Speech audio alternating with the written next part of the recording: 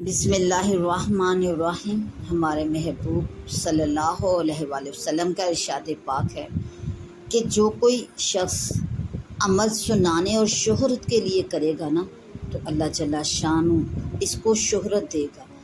اور جو کوئی دکھاوے کے لیے نیک عمل کرے گا اللہ تعالیٰ اس کو خوب دکھا دے گا۔ مطلب اس حدیث مبارکہ کا یہ ہے کہ دکھاوے اور شہرت کی غرض سے نیک عمل کرنے والوں کو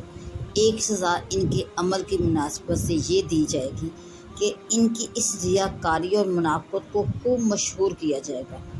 اور سب لوگوں کو ان کی ریاکاری اور منافقت کا مشاہدہ کرا دیا جائے گا کہ یہ بدبخت لوگ ہیں، یہ وہ لوگ ہیں جو نیک اعمال اللہ کی رضا کے لیے نہیں کرتے تھے بلکہ نام کے لیے، نمود و نمائش کے لیے، دکھاوے اور شہرت کے لیے نیک اعمال کیا کرتے تھے۔ الغرض جہنم کے عذاب